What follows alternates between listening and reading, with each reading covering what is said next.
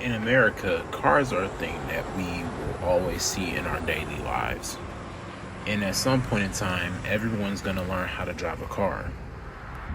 For a lot of people, it is more likely that their first car is going to end up being a sedan, like a Toyota Corolla or a Camry.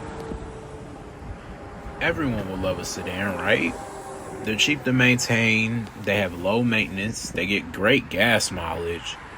Well, what's happening to them? Well, studies say that last year, approximately only 18 to 20% of vehicles sold in the US were sedans. How did we get here?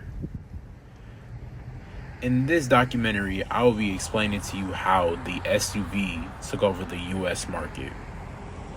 Alright, so let's go back to the 1970s. At this time, 50% of all cars in the world were in the US, and a lot of our oil was bought by a cartel called OPEC. We had good relations with them all up until America sided with Israel in the Yom Kippur War. Sounds kind of familiar, huh? Just like today. This ended up leading to OPEC deciding to no longer give us any more oil, and this kind of set America into a crisis. At the time, the average mile per gallon for a car on the road was around 13.5. So this will make America look inferior, because if one country could just take away all of our oil, then we would seem powerless, and the Congress would not let that stand. Congress would go on to make a law called CAFE standards, and this would make manufacturers have to increase their overall mile per gallon for their family vehicles. But the work vehicles such as trucks and semis, they did not have to combat this because their purpose were more towards being able to haul and do work, unlike family vehicles.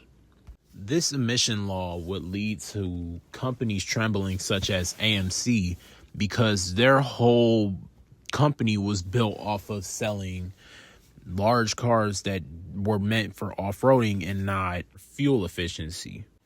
The CEO of AMC would go on to do things such as lobby Congress so that their Jeeps will be considered as work vehicles. They wouldn't have to meet as many standards as family vehicles. AMC would now go under a new brand as Jeep. And in the 90s, their sales would be booming because their new car, the Cherokee, would be booming because they marketed it as a family vehicle more than it was a work vehicle. Would do things such as market it for being the perfect to take camping or hiking because of its good off-road abilities, along with it being able to have the larger cabin space for, say, a long trip. A buddy needs help moving something and you have the towing capability to help him out. It would also sell these cars to office workers because it would help boost their egos. It would even show it in their advertisement where they have someone that literally does not need the car for any of its purposes, but it's mainly just to show it off to their coworkers in the parking lot because, hey, you got a huge car. That thing is cool. Other companies would see the success and they would try to buy into it. That's how we got a lot of our cars that we use today, like the Toyota RAV4, the Chevy Blazer, and the Ford Explorer. They all came from this era.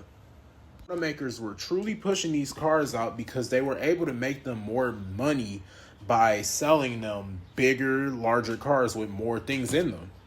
And this is what created the SUV, the super utility vehicle.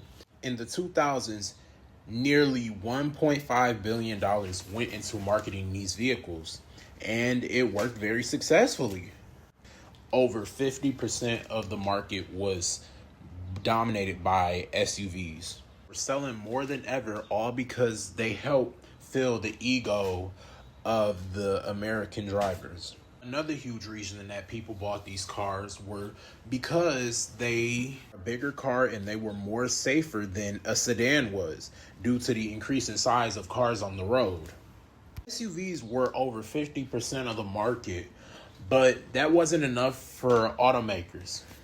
Automakers could only push sedans so far before people deemed them too expensive to buy.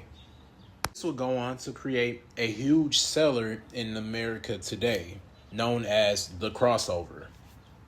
Crossovers were pretty much the same thing that SUVs were. They were a car built on an already existing body. This case, it was with sedans. They would offer larger space for bigger drivers, a taller ride height, and a larger trunk size.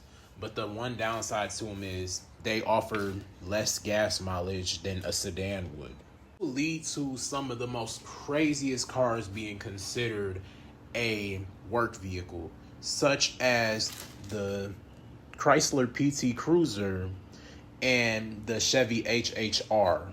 Mind you, these are considered work vehicles. This entire scandal would lead to the overall miles per gallon in America to actually drop rather than increase with the stricter regulations due to this loophole that companies have found. This would make it harder for the sedan to exist in America. The sedan would make a slight comeback in between the 2010s because automotive companies were struggling from the recession.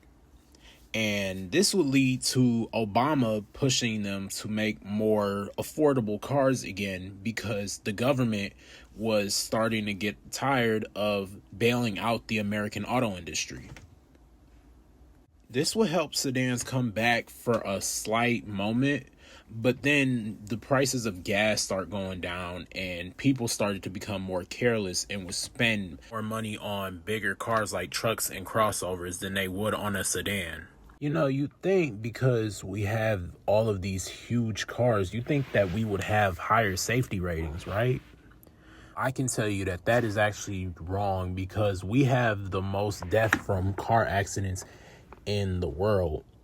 And it leads to because the front of our cars are so tall and huge, they are more fatal to pedestrians when they get into an accident.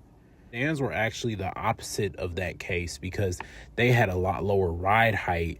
So if you were to get hit by one, you would more than likely be able to walk away, maybe a fracture or so, but you were still okay. Whereas you're going head on head with something that has about the ride height of a truck, you're more than likely have a way higher chance of dying than you would getting hit by a sedan. It is stated that you have a 41% chance more likely to die getting hit by a SUV than a sedan going the same speed.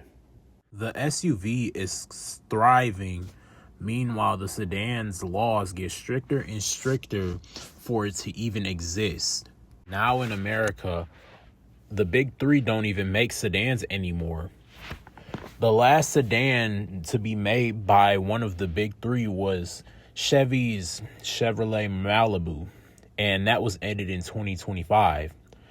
But even then, that car was struggling to live because it originally came with a 3.6 liter V6 in it, but due to emissions, it was just cheaper for them to only allow the cheaper option of a 4-cylinder, which only had around 200 horsepower to push a near 4,000 pound vehicle.